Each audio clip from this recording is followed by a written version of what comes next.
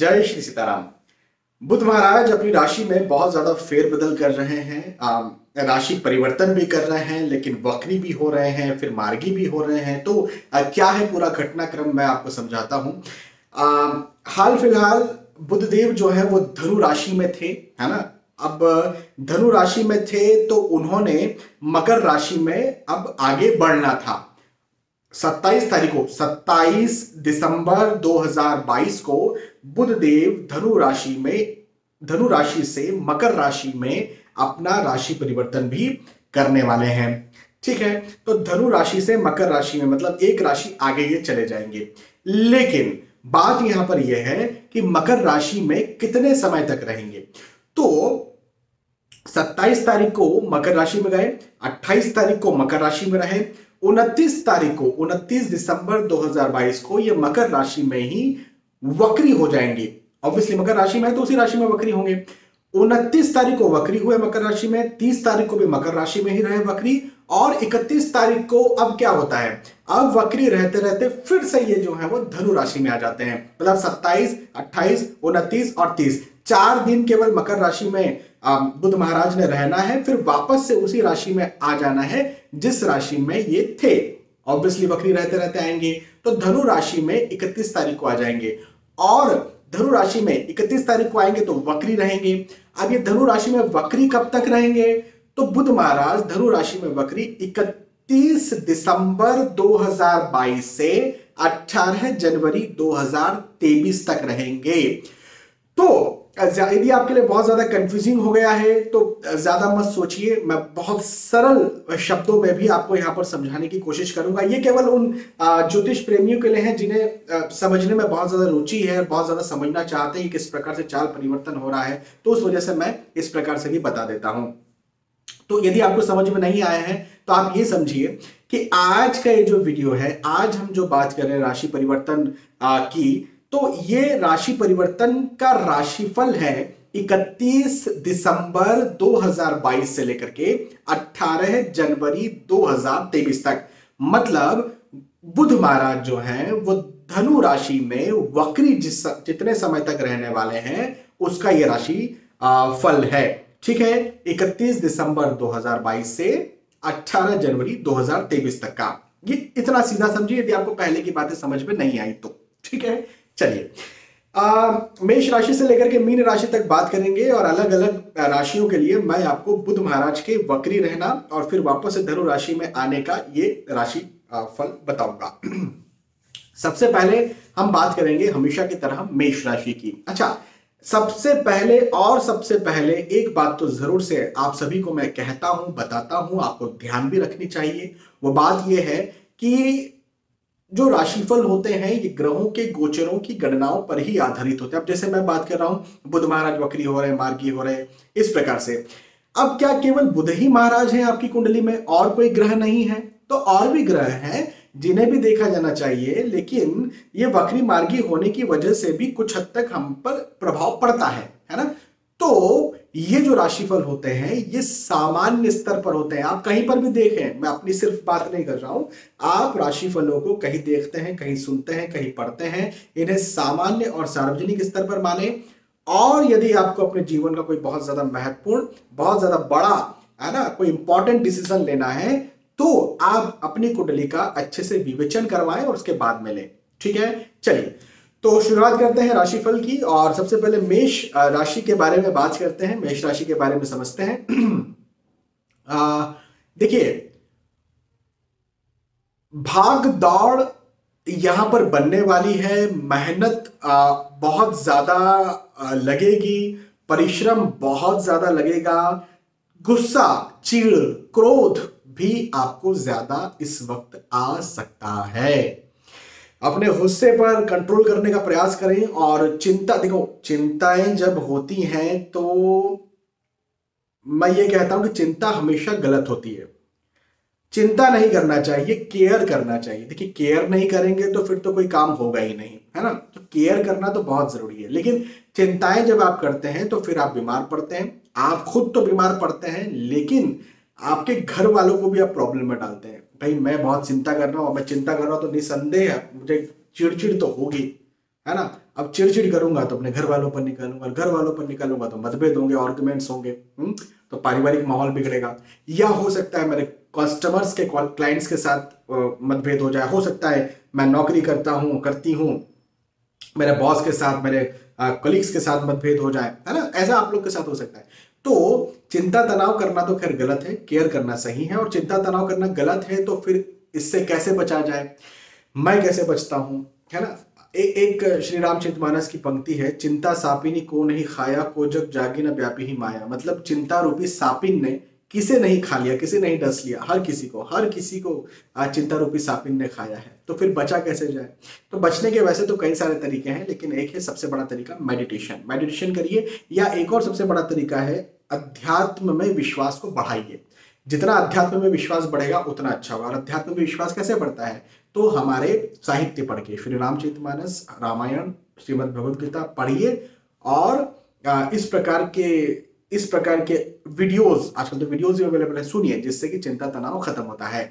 तो मेहनत बढ़ेगी, भागदौड़ बढ़ेगी, चिंता तनाव बढ़ेगी, लेकिन एक अच्छी बात बताऊं, सफलता भी मिलेगी end of the day. End of the day मतलब कहने का मेरा मतलब यह है कि जनवरी के मध्य के समय में आप जिसके लिए मेहनत कर रहे हैं, जिसके लिए भागदौड़ कर रहे हैं, जिसके लिए परेशान हैं, उसमें आपको लाभ भी देखने को मिल जाएगा। तो मैं नहीं समझता हूं कि बहुत ज्यादा चिंता तनाव का माहौल आपको बनाना चाहिए। ठीक है। मेष राशि के बाद वृषभ राशि की बात करते हैं। वृषभ राशि तो शुक्रदेव की राशि है, और शुक्रदेव की राशि में भी, शुक्रदेव की राशि के लिए, वृषभ राशि के लिए भी बुध महाराज का ये जो वक्री होना और राशि परिवर्तन करके फिर वापस से अपनी राशि में जाना कोई बहुत अच्छा तो नहीं है। और क्या करेगा, तो आपके लिए भी ये एंजाइटी जैसी स्थितियों को पैदा कर सकता है। मन में बहुत सारे विचार हो, बहुत ज्यादा विचार हो, कभी ये बात चल रही है, कभी वो बात चल रही है, कभी ऐसा करूं, कभी वैसा करूं, मतलब इस प्रकार की स्थितियां जो हैं वो डेवलप होगी। चिंता तनाव की स्थितियां भी डेवलप होंगी। तो जैसा मैंने अभी मेष राशि वालों के लिए कहा था कि मेडिटेशन कीजिए, ध्यान कीजिए, आध्यात्मिक पुस्तकें, किताबें, ग्रंथ पढ़िए, है ना, जिससे कि चिंता तनाव जो है वो खत्म होती है। तो आपको भी यहाँ पर ये करना है। लेकिन एक बात मैं बताऊं, एक बात यह है कि आप जिस चीज के लिए चिंता कर रहे हैं, हो सकता है अपने स्वास्थ्य के लिए चिंता कर रहे होंगे, हो सकता है अपने बच्चों के लिए चिंता कर रहे होंगे, हो सकता है अपने नौकरी, व्यवसाय, प्रोफेशन के लिए चिंता कर रहे होंगे, अपनी प्रतिष्ठा के लिए चिंता कर रहे होंगे। जिस भी चीज के लिए आप चिंता कर रहे हैं, आखिर में वो चिंता आपको फिजूल की लगने वाली है, क्योंकि आपको वैसा कुछ होगा ही नहीं। मतलब कहने का मेरा ये कि मैं सोचूं कि अरे यार मुझे उस शहर जाना है, और उस शहर जब मैं जाऊंगा तो बहुत ज़्यादा ट्रैफिक है, कहीं ट्रैफिक में फंस गया तो सामान्यतः मुझे जो है वो 3 घंटे लगते हैं, कहीं 6 घंटे, 8 घंटे, 10 घंटे न लग जाए। और मैं पिछले 2-3 दिन से वही सोच रहा हूँ, और अभी मैं गया उस रास्ते पर, और वहां पर देखा तो ट्रैफिक तो था, लेकिन सुगमता के साथ में जो है वो निकल भी गया, तो मुझे कोई प्रॉब्लम नहीं हुई। तो आप 2-3 दिन से परेशान किसी चीज के लिए थे, और आपको लग भी रहा था कि प्रैक्टिकल है, खबरें सुनने में आ रही है, लेकिन जब आप गए तब आपका काम तो आसानी से हो गया, आपका एक्सपीरियंस तो अच्छा रहा। तो इसी प्रकार की कुछ स्थितियां आपके साथ इस समय बनेंगी वृषभ राशि वालों के लिए। तो आपको इस विषय में अपना ध्यान रखना है। कहने का मेरा मतलब यह है कि मेहनत, भागदौड़ तो होगी, लेकिन बदले में आपको लाभ भी मिल जाएगा, आपकी सफलताएं भी आपको मिल जाएंगी। ठीक है।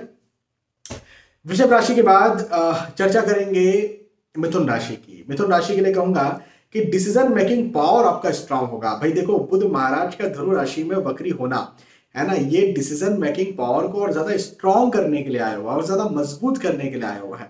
और डिसीजन मेकिंग पावर स्ट्रांग और मजबूत होता है तो क्या होता है, यदि आप स्टूडेंट हैं, आपके निर्णय लेने की क्षमता मजबूत हुई, या माइंड शार्प हुआ, तो आप अच्छी तरह से एग्जाम दे पाएंगे, वाइवा दे पाएंगे, इंटरव्यू दे पाएंगे। नौकरी लग रहे हैं तो वहां पर इंटरव्यू अच्छे से दे पाएंगे। क्लाइंट बिजनेस करते हैं, क्लाइंट कस्टमर्स को जो है अच्छी तरह से हैंडल कर पाएंगे। सही निर्णय की वजह से आप जो है वो सफलता हासिल करेंगे। डिसीजन मेकिंग पावर स्ट्रांग होना हमारे लिए, हम सभी के लिए बहुत ज्यादा जरूरी है, लेकिन खास तौर पर जो स्टूडेंट्स होते हैं उनके लिए बुद्धि का शार्प होना, उनके लिए डिसीजन मेकिंग पावर स्ट्रांग होना कुछ ज्यादा ही जरूरी होता है। क्योंकि स्टूडेंट्स को तो समय समय पर चीजें याद रखना है, चीजें याद करना है, ये करना है, मतलब दिमागी काम, स्टूडेंट्स का काम मूलतः तो दिमागी काम ही होता है। तो मेरा कहना ये बनता है कि स्टूडेंट्स के लिए ये समय बहुत ही अच्छा है। इस बीच में कोई एग्जाम है तो आपको जरूर से उसका फायदा मिलेगा, लेकिन उसके अलावा भी यदि आप कहीं इंटरव्यू देने जा रहे हैं या फिर रोजमर्रा का जीवन भी जी रहे हैं तो आपके डिसीजंस अच्छे होंगे। तो आपको क्या करना चाहिए इस समय, आप जो भी कार्य करते हो, यदि आप कुछ नया सोच रहे थे या लंबे वक्त से आप प्लान कर रहे थे नया करने का, तो इस समय आपको प्लान करना चाहिए, आपको योजना बनाना चाहिए, क्योंकि योजना आप अच्छे से बना पाएंगे। डिसीजन अच्छा होगा तो योजना अच्छी बना पाएंगे, प्लानिंग अच्छी कर पाएंगे, और यदि प्लानिंग अच्छी करेंगे तो निसंदेह सफलता भी आपको मिल जाएगी, है ना। तो डिसीजन मेकिंग पावर स्ट्रांग होगा। प्रेम प्रसंग में आप आ सकते हैं, है ना, लव अफेयर भी आपका बन सकता है।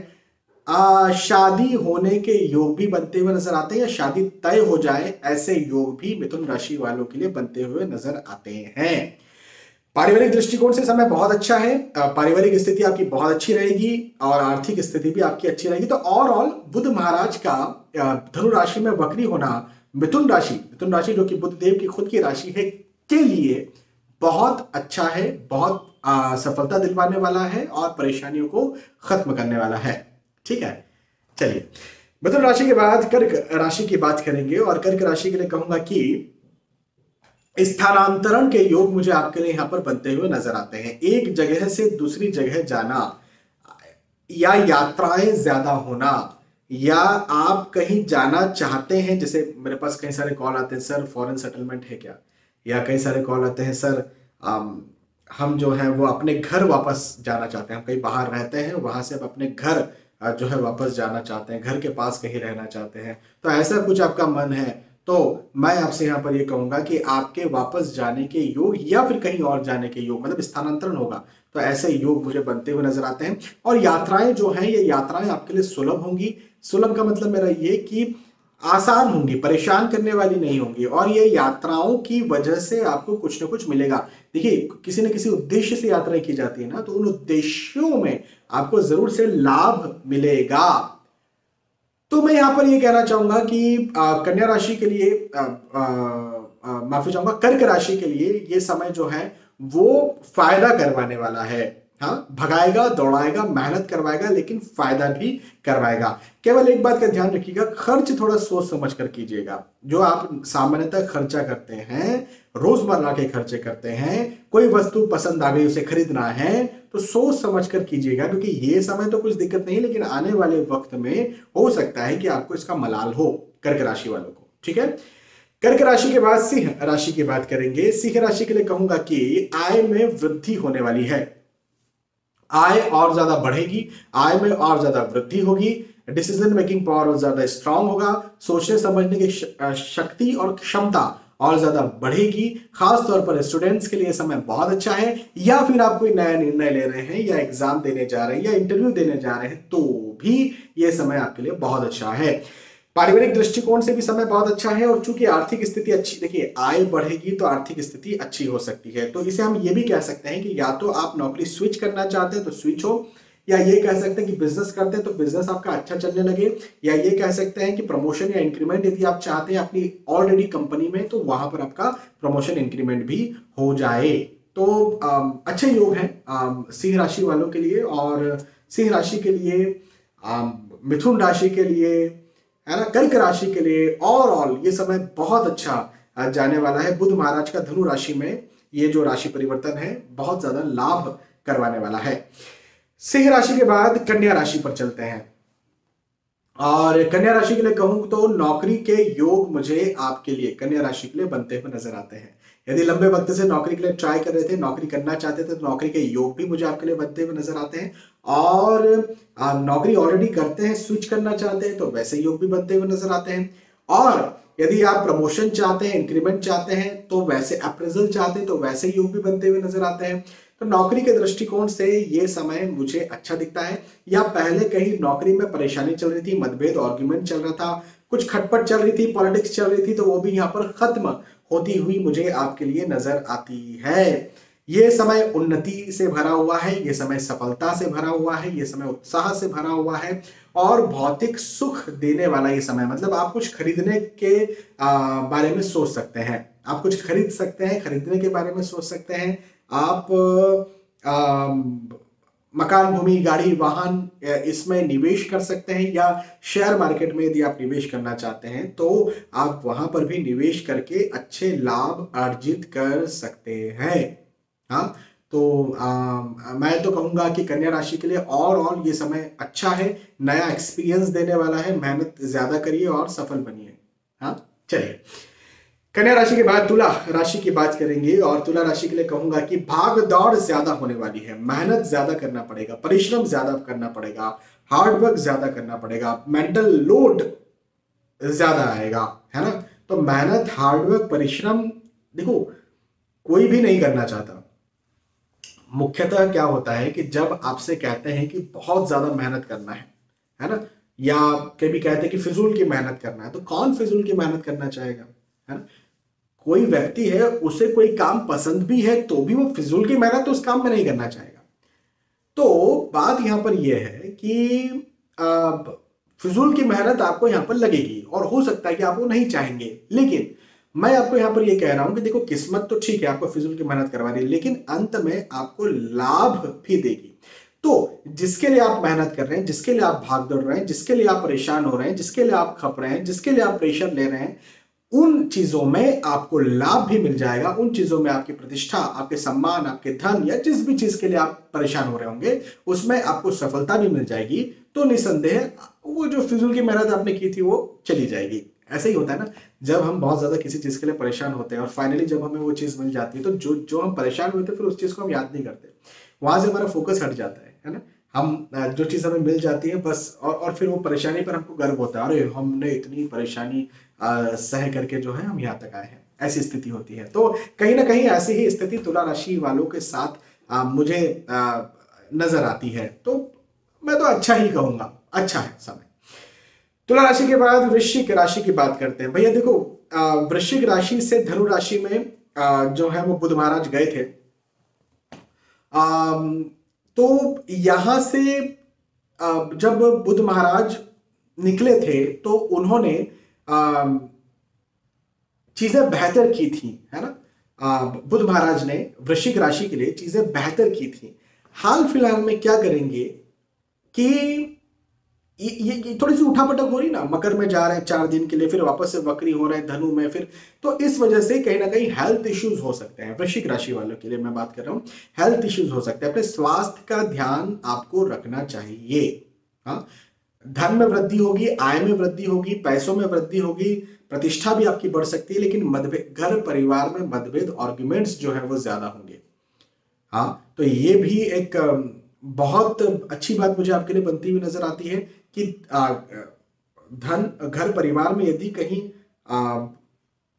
आप मतभेद या आर्ग्यूमेंट्स पहले बन रहे थे, है ना, तो आप सही निर्णय लें, या आप सही तरह से सोचें, तो उन परेशानियों को, उन मतभेदों को खत्म भी इस समय आप कर सकते हैं और अच्छा वक्त भी ला सकते हैं, है ना। तो आपका डिसीजन, पारिवारिक दृष्टिकोण से आपका डिसीजन इस समय अच्छा होगा। अपने डिसीजंस लीजिए, मेहनत कीजिए, और पारिवारिक स्थिति पहले कहीं बिगड़ रही थी तो आप जाकर के ठीक हो जाएगी, आपके डिसीजन जरूर लगेंगे उसमें। चलिए, स्वास्थ्य का ध्यान रखिएगा। हाँ, चलिए धनु राशि की बात करते हैं। देखिए, धनु राशि में ही बुध महाराज वक्री हो रहे हैं, है ना। और क्या हो रहा है बात, धनु राशि में थे, मकर राशि में 4 दिन के लिए चले गए, मकर राशि से वापस धनु राशि में आ गए, लेकिन वक्री होकर के आ गए। तो यहां पर क्या होगा कि ये धनु राशि के लिए बुध महाराज अच्छे रिजल्ट देंगे। जी हाँ, अच्छे ही रिजल्ट देंगे, खराब नहीं देंगे। भले इतनी उठापटक हो रही है धनु में, लेकिन आपके लिए अच्छे हैं। पढ़ाई लिखाई के दृष्टिकोण से, स्वास्थ्य के दृष्टिकोण से, पारिवारिक दृष्टिकोण से, नौकरी व्यवसाय प्रोफेशन के दृष्टिकोण से अच्छा है। ये समय आपको उपलब्धि दिलवाने वाला है। हाँ, मेहनत होगी, टेंशन भी आ सकता है। देखो, मानसिक तौर पर आप परेशान हो सकते हैं, मेंटली आप जो है वो तंग आ सकते हैं, या प्रेशर या वर्किंग लोड आपको ज्यादा लग सकता है, लेकिन प्रैक्टिकली जिस बात के लिए टेंशन है, जिस बात के लिए वर्किंग लोड है, वर्किंग प्रेशर है, वो बात यहां पर किसी भी प्रकार से आपको परेशान नहीं करेगी एंड ऑफ द डे, है ना। तो जिसके लिए मेहनत कर रहे हैं वो आपको मिल जाएगा। तो धनु राशि वाले बिल्कुल घबराइए मत कि इतना उठापटक चल रही है। बहुत सारे, हो सकता है आपने बहुत सारे वीडियोस देखे हो, थंबनेल देखे हो, सावधान हो जाइए कि धनु राशि में बुध महाराज जो है वो वक्री हो रहे हैं और धनु राशि के लिए कुछ गड़बड़ करेंगे, कुछ गड़बड़ नहीं करेंगे, चिंता करने की बात नहीं है। ठीक है, धनु राशि के बाद मकर राशि की बात करते हैं। भैया देखो, मकर राशि में 4 दिन के लिए बुध महाराज आए और फिर धनु राशि में चले गए। तो 4 दिन में कोई मकर राशि का वो राशि परिवर्तन हो और उसके कोई अलग रिजल्ट नहीं देने वाले। यहां पर धनु राशि के ही वक्री के रिजल्ट्स इन 4 दिनों के लिए भी मिलने वाले हैं। तो इन 4 दिनों में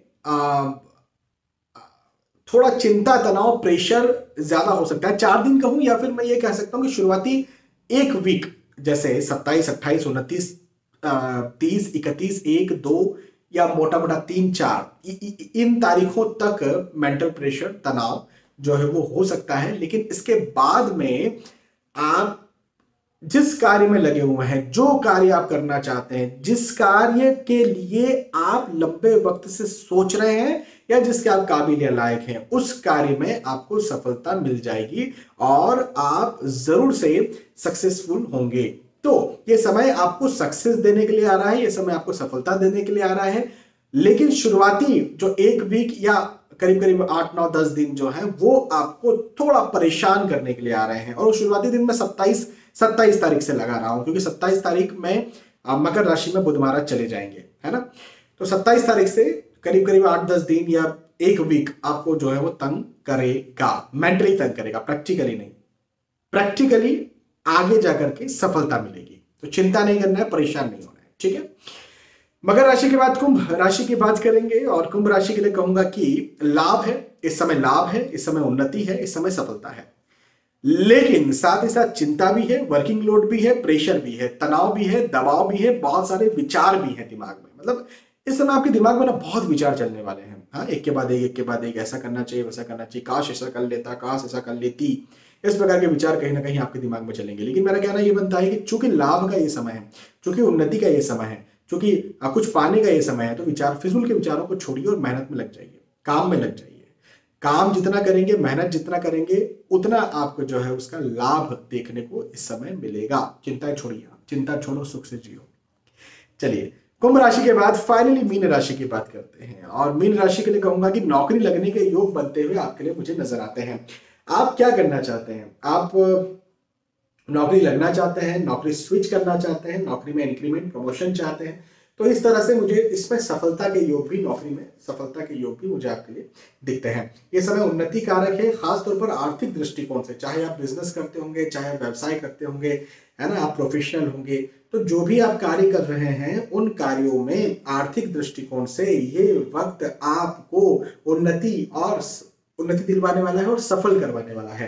हाँ, थोड़ा सा बस इस बात का जरूर ध्यान रखिएगा कि पारिवारिक मतभेद या पारिवारिक आर्ग्यूमेंट्स हो सकते हैं, तो मतभेद और आर्ग्यूमेंट से जरा बचकर रहिएगा। बाकी मीन राशि वालों के लिए ये समय बहुत अच्छा है, बहुत शानदार है। मेहनत करना है, ऑब्वियसली मेहनत किए बिना तो कुछ नहीं मिलेगा, लेकिन मेहनत करेंगे तो मिलेगा भी। ठीक है, तो यहाँ पर मीन राशि की बात हुई। तो ओवरऑल मेष राशि से लेकर के मीन राशि तक कैसा ये बुध महाराज का उठापटक वाला राशि परिवर्तन का राशि फल होगा, इस बारे में मैंने आपको समझाया, है ना।